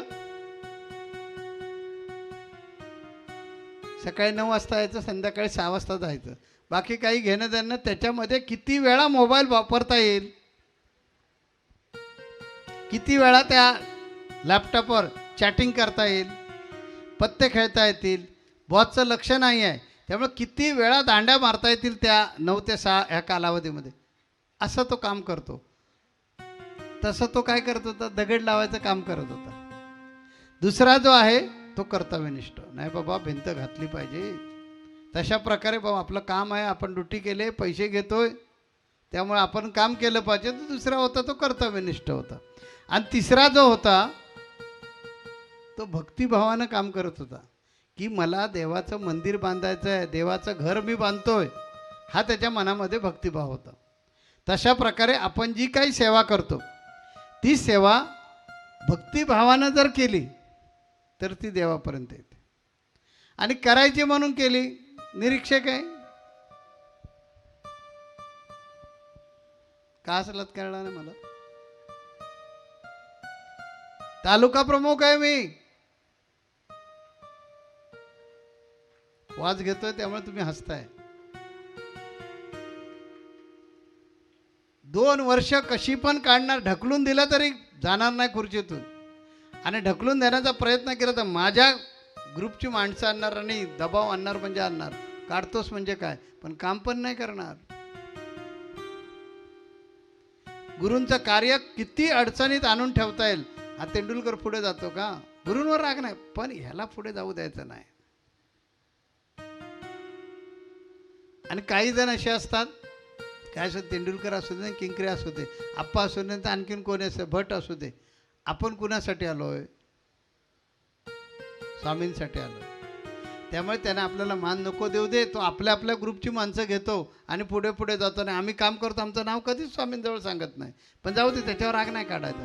आपण आपल्या गुरु माऊलींसाठी काम करतो, त्याला भक्तिभावानं सेवा करणारा भक्त असं समजायचं. तेव्हा जी भावना, आपल्या गुरूंवर जी भावना असते, निष्ठा जी असते ना, हे खरं गुरूंचं पूजन आहे. आपल्या हृदयामध्ये जर आत्मदीप प्रज्वलित करायचं असेल तर आपली भावना पाहिजे, आपण कुणासाठी आलोय आणि कुणासाठी काम करतोय आणि का करतोय, ही जर निष्ठा आपली असेल आणि भावना जर असेल तर खऱ्या अर्थानं हे गुरुपूजन आपलं होतं असं मला वाटतं. म्हणून मी नेहमी सांगतो, सेवा शरीरानं करू नका. बघा मी काय सांगतो, कोणतीही सेवा शरीरानं करू नका, मनानं आणि श्रद्धेनं करा, तर ती सेवा होईल आणि त्याचं पुण्य तुमच्या पदरी पडेल. नाहीतर ड्युटी म्हणून केली, निरीक्षक आहे, लोकांना जमा केलंच पाहिजे, गोवा मंदिरासाठी पैसे जमा केलेच पाहिजे, तालुका प्रमुख आहे, निधी जमा केलाच पाहिजे, नाही केलं तर काढणार. ड्युटी म्हणून करू नका. एक श्रद्धा आणि भावना की आपल्या गोव्यामध्ये असं मंदिर झालं पाहिजे, मी नसेन, माझी नातवंड पतवंड तरी नाव काढतील की हे मंदिर झालं ना, त्या मंदिराला माझ्या आजोबांनी मेहनत घेतलेले, कष्ट घेतले, घाम गाळलाय आणि त्यामुळे हे मंदिर उभं राहिलं. इतिहास ठेव ना बाबा, इतिहास ठेव ना. पण नाही, काही जण नाही करत. आणि काही जण असे आहेत, मी पदावर असू दे नसू दे, मला पदाची काही गरज नाही, मी माझ्या माऊलीसाठी काम करणार म्हणजे करणार. तो निष्ठेनं करतोय, तो तो श्रद्धेनं करतोय, त्यातला आढावा घ्यावा लागला नाही. निधी कधी उभा करणार? तो करत राहिला आणि त्याची जी भक्ती आहे ती आमच्यापर्यंत पोचणार आहे. आणि त्यांचा सन्मान हा महाशिवरात्रीच्या दिवशी गुरूंच्या हस्ते होणार आहे. कारण त्यांची जी भक्ती आहे ना ती आमच्यापर्यंत, त्यांची निष्ठा आणि भक्ती आमच्यापर्यंत पोचले आणि म्हणून तो काम करू शकला. काही इतर अनपढ आहेत, अशिक्षित आहेत, अशा माणसांनी सेवा केलेली आहे. तेव्हा आमचं काय म्हणणं आहे की सेवा जी आहे ती शरीरानं करू नका. सेवा म्हणजे कृती. ती जी कृती आहे ती शरीरानं करू नका, मनानं करा आणि श्रद्धेनं करा. असं जे कर्म असतं ना त्याला मी सेवा म्हणतो.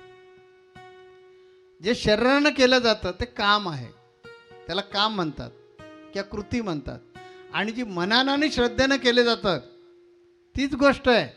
मग अशी तिघेजण भेटले ना, एकानं काय केलं, दगड लावायचं काम केलं, दुसऱ्यानं काय केलं, भिंत घालायचं काम केलं, आणि तिसरा जो होता त्याच्या मनामध्ये काय होतं, मी देवाचं मंदिर बांधतोय. हा जो भाव आहे तसा आपल्या अंतःकरणामध्ये भाव असला पाहिजे. आपण 3 गोष्टी जर लक्षात ठेवल्यात नेहमी, तर जसं आम्ही आमच्या जीवनाचं सोनं करून घेतलं तसं तुम्हीही करू शकता. आणि गुरु या नात्यानं माझी ती जबाबदारी आहे, माझी नैतिक जबाबदारी आहे तुम्हाला सांगून बोध करून त्या मार्गाने घेऊन जाणं. 3 गोष्टी सांगतोय. पहिली गोष्ट आहे, कर्तृत्वाचा अहंकार धरू नका. हे मी केलं, हे मी केलं, हा कर्तृत्वाचा अहंकार. दुसरी गोष्ट, करताना सेवेचा भाव ठेवा. जे मगाशी सांगितलं तसं श्रद्धा आणि भक्ती असली पाहिजे आणि अशा प्रकारे सेवा करा. तिसरा आहे, प्रेमानं कार्य करा. मग ती भक्ती होते. मला हे करायचं आहे, भले माझा जप करायला नाही मिळाला आज तरी चालेल, पण मला 2 लोकांना जाऊन भेटायचं आहे. कारण हे मठासाठी, या आश्रमासाठी, या मंदिरासाठी निधी मी नाही जमा करून दिला, कोण देणार? माऊली कुठून आणणार पैसे? माऊली जे मंदिर बांधते ते आमच्या अनेक पिढ्यांना एकत्र करण्यासाठी, संघटित करण्यासाठी, अध्यात्म रुजवण्यासाठी. जोपर्यंत माणसामध्ये अध्यात्म आहे ना तोपर्यंतच माणूस माणूस आहे. ज्यावेळी माणसातले संस्कार संपतात ते हाच माणूस राक्षस होतो, हाच माणूस वानर होतो. आणि म्हणून संस्कार देण्यासाठी माऊली हे जे मंदिर बांधतायत हे मी नाही मदत करणार तर कोण करणार? अशा पद्धतीनं प्रेमानं कार्य करा, म्हणजे तुमच्या जन्माचं सोनं होणार. त्याच्यासाठी संसार सोडण्याची गरज नाही. 3 गोष्टी लक्षात ठेवायच्या. आपण जे करतो त्याचा अहंकार नाही, हे मी करतो, मी ते करतो, हा काढून टाका. दुसरा प्रकार, जे कार्य करायचं ते श्रद्धा आणि भक्तीने करायचं. आणि तिसरा प्रकार, अंतःकरणामध्ये प्रेम ठेवायचं. कारण प्रेमाशिवाय जे तुम्ही कार्य करणार ते निष्फळ आहे. बघा, भक्ती हे बीज आहे, ज्ञान हे जल आहे आणि वैराग्य ही भिंत आहे. या तिन्हींचा संगम झाला ना की गुरुदेवांचं मंदिर निर्माण होणार. काही जणांना कळलंच नाही. भक्ती हे बीज आहे, ज्ञान हे जल आहे. ते जल मिळालं भक्तीला तर काय होणार? वैराग्य जन्माला येणार.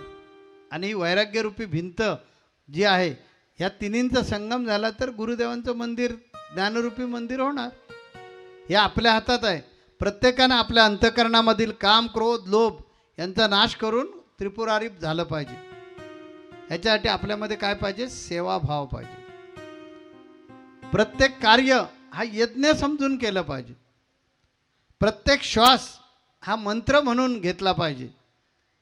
गुरूंची आज्ञा ही दिशा आहे, गुरूंची कृपा हा प्रकाश आहे. आणि अंधकारांचा नाश जर करायचा असेल तर बाहेरच्या दिव्यानं नाही होणार. आपल्या अंतःकरणातला अंधकार जर घालवायचा असेल तर श्रद्धेची ज्योत प्रज्वलित झाली पाहिजे, तर आपल्या अंतःकरणातला अंधार जो आहे तो जाणार आहे. आणि हा अंधार जाण्यासाठी महत्त्वाचा आहे प्रपत्ती, जी आमच्या रामानंदाचार्य वैष्णवाचार्य संप्रदायामध्ये अत्यंत महत्त्वाचं काम करते. ही प्रपत्ती म्हणजे काय? तर शरणागती. आता ही शरणागती जी आहे, ही शरणागती आपल्यामध्ये येण्यासाठी 5 गोष्टी आवश्यक असतात. देवाचं जर तुम्हाला व्हायचं आहे आणि देव तुमचा व्हायला पाहिजे असेल तर त्या भक्ताच्या अंतःकरणामध्ये 5 गोष्टी निर्माण झाल्या पाहिजे. पहिला आहे अनुकूलस्य संकल्प. म्हणजे काय? जे ईश्वराला प्रिय आहे, जे गुरुना प्रिय आहे ते कर्म करणे. गुरुना काय प्रिय आहे? तर कुणाचं वाईट चिंतायचं नाही, रंजली गंजलेला मदत करायची आणि मदत केलेली परोपकार करायचे, उपकार करायचे नाहीत. अशा गोष्टी आपण करणं.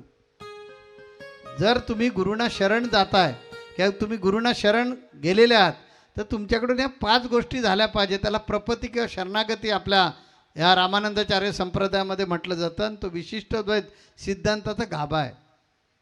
दुसरा आहे प्रतिकूलस्य वर्जनम. म्हणजे काय? ईश्वर विरोधी किंवा गुरु विरोधी कार्य करायचं नाही. आता गुरु विरोधी कार्य म्हणजे काय? मला काय आवडतं? तर कुणाचं वाईट केलेलं मला आवडत नाही, कुणाचा अपमान केलेला आवडत नाही, कुणाच्या चुका काढलेल्या आवडत नाही, कुणाला त्रास दिलेला आवडत नाही. तुम्ही जर माझे भक्तगण आहात तर वागताच कसे? खिशाला सद्गुरू कवच लावता, तुम्ही जागा आणि दुसऱ्याला जागवा आणि लोकांचे डोके फोडून किंवा लोकांना टोप्या घालून तिकडे पोलीस स्टेशनला असतो. कसले शरणागत?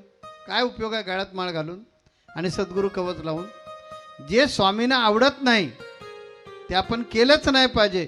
तो खरा स्वामींचा शिष्य आहे, तो खरा स्वामींचा भक्त आहे, हे लक्षात ठेवलं पाहिजे. त्यानंतर तिसरा प्रकार आहे रक्षणम तव विश्वासहा.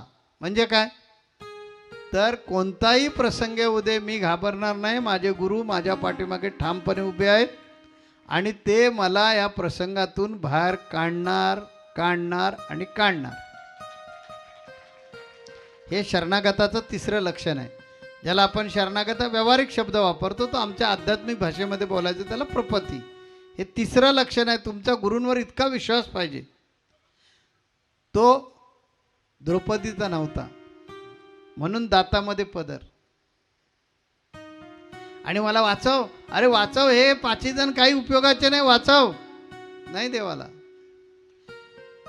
ज्या वेळेला तुम्हाला कुणाचा आधार नाही, जगी जास कोणी नाही त्यास देव आहे, निराधार आबाळाचा तोच भारस आहे. ज्या वेळेला माणूस सगळे पास सोडून देतो आणि आपल्या गुरूंवर पूर्ण विश्वास ठेवतो, त्या गुरु तिथे येतातच. बघा आम्ही निराधार आहोत, आम्हाला कुणाचाच आधार नाही आहे. त्यामुळे मगाशी गाडी स्लिप झाली ना, गेलो ना वेगळा विषय सोडून, आले की नाही पाठीमागून? बघा बोलवावं लागत नाही कारण त्यांना माहिती आहे की हा माझ्या व्यतिरिक्त कुणाचाच विचार जीवनामध्ये करत नाही. इतकं शरणागत व्हा. असे जर झालात तर जीवनाचं कल्याण होणार. चौथा आहे गोपृत्व वर्णम. म्हणजे काय? की ईश्वर जो आहे हा माझा पोषक आहे. म्हणजे गुरु जो आहे हा माझा तारणहार आहे. गुरूंशिवाय दैवत नाही. जगद्गुरु तुकोबारायांच्या एका अभंगामध्ये आहे की गुरु विना दैवत नाही, असं एका अभंगात सांगितलंय. गुरु चरणी ठेविता भाव आपोआप भेटे देव. त्याच्यात सांगितलं निशिदिन शिर पायी गुरु विना दैवत नाही. अशा प्रकारे भक्तांना आपल्या गुरूंवर एवढं प्रेम ठेवलं की त्याच्याशिवाय मला कुठला देवच नाही. यावंच लागतं. नामदेव महाराजांच्या पाठीमागून सारखे असायचे देव, संत कबीराच्या पाठीमागून असायचे. आता संत कबीर नाही आहेत, नामदेव महाराज नाही, मी तर आहे. माझ्या पाठोपाठून सतत बाप्पा असतात आणि मला प्रत्येक प्रसंगामध्ये, प्रत्येक क्षणाला, प्रसंगात नाही प्रत्येक क्षणाला मदत करतात. बऱ्याच वेळा मी घोरत असतो आणि आध्यात्मिक शाळा चालू असते, लिटरली घोरत असतो. बाजूच्या माणसांना कळत असतं की झोपलेत आणि आध्यात्मिक शाळा चालू असते. बोलत तर मीच असतो.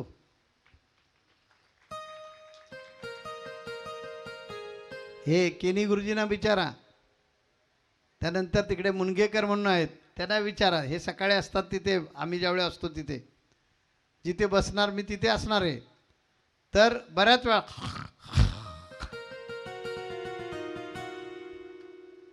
सुनील ठाकूरांनी लांबवलं आपलं लेक्चर.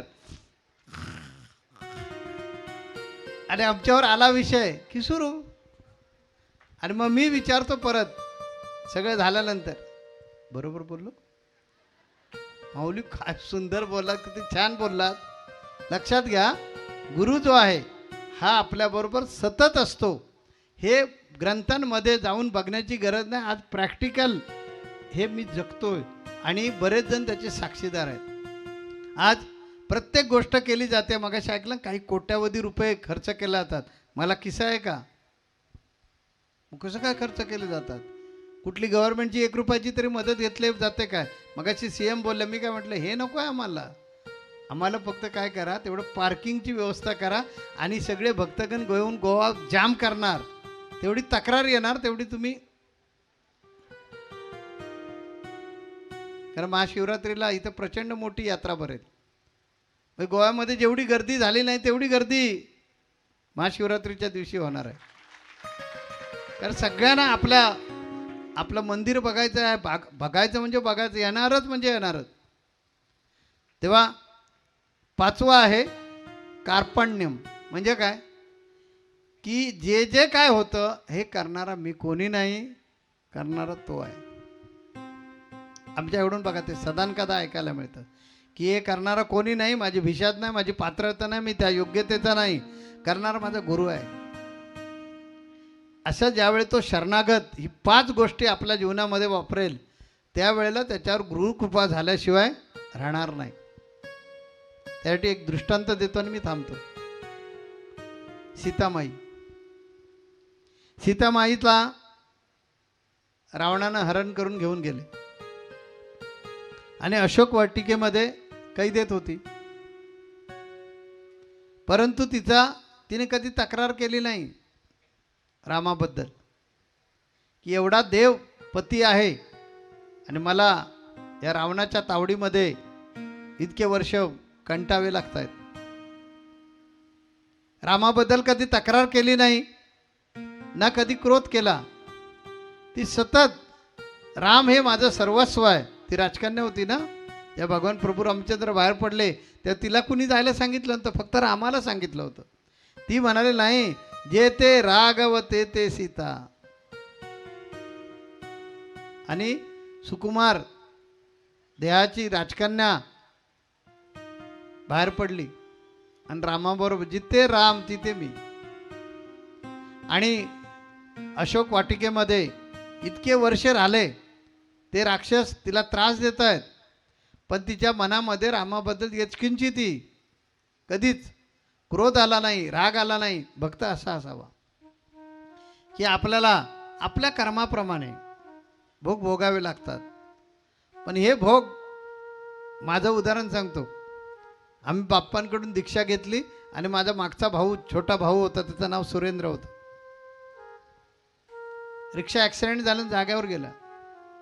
नुकतंच 4-5 महिन्यापूर्वी लग्न झालेलं होतं. जाग्यावर गेला. रात्री स्वप्नामध्ये बाप्पा दिसले. बाप्पाने विचारलं, बाद झालं काय? मी म्हटलं, घासभर दिलं, ताटभर द्या. काय कळलं तुम्हाला? पण बाप्पानं कधी दोष दिला नाही. जो करणार तो व्यवस्थितच करणार. त्याच्या मनात काहीतरी वेगळं असेल. आम्हाला बाप्पाने दीक्षा दिल्यानंतर बाहेर फेकून दिलं होतं, माहिती आहे तुम्हाला सगळ्यांना. पण कधीच गुरूंबद्दल मनामध्ये काही नाही आलं, कारण तो करता करविता तो आहे. त्याला जे काही योग्य वाटेल ते त्याने करायचं. अशा प्रकारे ज्यावेळी तुम्ही शरणागत होता त्यावेळी तुमच्या जन्माचं कल्याण होणार आहे. आपला या भूतलावरचा देव कोण? तर गुरुच मनुष्य रूप धारण करून येतो आणि आपला जडमुडांचा उद्धार करतो. म्हणून ज्याला आपल्या जीवनामध्ये त्रिपुरारी बनायचं आहे, त्रिपुरारी म्हणजे राक्षस नाही, लक्षात द्या, शंकर, शिव. ज्याला त्रिपुरारी व्हायचं आहे त्याला बाकीचं प्रवचन काहीच लक्षात राहिलं नाही मगाचपासूनचं. तर एवढ्या 5 गोष्टी जरी लक्षात ठेवला की जे गुरुदेवांना आवडतं ते करायचं. सोप्या भाषेत सांगतो, जे आपल्या गुरुदेवांना आवडतं. गुरुदेवांना काय आवडतं? सेवा, साधना आणि आचरण हे आवडतं, ते करायचं. गुरुंना जे आवडत नाही ते बिलकुल नाही करायचं. कुणाचं वाईट चिंतू नकोस. गुरुनी सांगितलं मला काय आवडत नाही. कुणाचं वाईट चिंतू नको, कुणाला फसवू नको, कुणाला लुबाडू नको, कुणाला छळू नको, हातात मिळालेल्या अधिकाराचा दुरुपयोग करू नको, बाहेर खाली राहू नकोस, दुर्व्यसनं करू नको. हे आवडत नाही, नाही करणार. गुरुना आवडत नाही तर नाही करणार. तिसरं काय करायचं की माझे गुरु समर्थ आहेत, ते माझ्या प्रत्येक संकटामध्ये मला मदतीचा हात देणार म्हणजे देणार, हा ठाम विश्वास पाहिजे. आणि चौथा प्रकार काय की ते माझं काय करणार, रक्षण करणार, ते माझ्यासोबत कायम आहेत. हा चौथा प्रकार लक्षात ठेवायचा. मग संकटामध्ये पण, आनंदामध्ये पण आणि दुःखामध्ये ते माझ्यासोबत कायम आहेत हे लक्षात ठेवायचं. आणि पाचवं की जे जे काही माझ्याकडून घडतंय ते करणारा मी कोण नाही, त्यांची कृपा आहे. आणि त्याच्यामुळे माझ्या हातून जर चांगलं काय घडत असेल तर त्यांच्या कृपेमुळे घडतं आहे. या 5 गोष्टी जर लक्षात ठेवल्या तर आपण 100% भक्तीच्या पथानं जाऊन आत्मज्ञानाकडे जाणार आणि आपल्या अंतःकरणामध्ये आत्मज्ञानाची ज्योत प्रज्वलित होऊन एक दिवशी आपण त्रिपुरारी होणार. त्रिपुरारी होणार म्हणून आपण काय केले पाहिजे, आपण भक्तीचा भाव जागवला पाहिजे आपल्या मनामध्ये. आणि ज्ञानाची दिशा आपल्या मनामध्ये निर्माण होईल. त्यावेळेला वैराग्याच्या मर्यादा ज्या आहेत त्या सांभाळायच्या. थोडं कठीण बोलतोय ना, मला आदेश आहे तसा. बरेच जणांना प्रश्न पडला की स्वामी काय बोलतो ते कळत नाही. मला आदेश आहे बाप्पांचा परवाच्या 21 ऑक्टोबरपासून की माझी प्रवचनाची शैली बदलायची आहे. म्हणून तुम्हाला बदलली पाहिजेस. तू आचार्य आहेस आणि आचार्यांसारखं तुला बोलता आलं पाहिजे. म्हणून अजूनसुद्धा मी आचार्यांसारखी भाषा वापरतच नाही आहे, कारण तुम्ही मोल्ड होऊन तिकडे येईपर्यंत वेळ लागणार आहे. म्हणून मधलाच टप्पा धरलेला आहे की काही गोष्टी समजत नाहीत, 50% समजत नाहीत, 50% समजतात. पण मी गुरु आज्ञा नाही म्हणणार. त्यामुळे समन्वय साधण्याचा प्रयत्न करतोय. म्हणून भक्तीने भाव जागवा. सोपं सांगतो, भक्ती जी आहे ती तुमच्या मनामध्ये जगवा. आणि जे ज्ञान मिळतं आहे त्याने जीवनाची दिशा ठरवा. आणि जीवनाची दिशा एकदा ठरवलीत की आपण ह्या मार्गाने जायचं आणि स्वस्वरूपाची ओळख करून घ्यायची म्हणजे घ्यायची. ते घेण्यासाठी वैराग्याच्या मर्यादा घाला. संसार सोडण्याची गरज नाही, संसारात राहा, फक्त संसाराची आसक्ती सोडा. विवेक नावाचा जो ब्रेक दिला आहे तो लावा आणि संसाराची आसक्ती सोडा. आणि आम्ही जसे घडलो तसे घडा. मग परमात्म्याच्या विनेतील मधुर स्वर तुमच्या जीवनामध्ये येऊ लागतील. आणि मी माझ्या वाणीला विराम देतो. समर्थ सद्गुरू सिद्धेश्वर महाराज की जय. संत शिरोमणी गजानन महाराज की जय. आद्य जगद्गुरु रामानंदाचार्य जी की जय. सियावर रामचंद्र की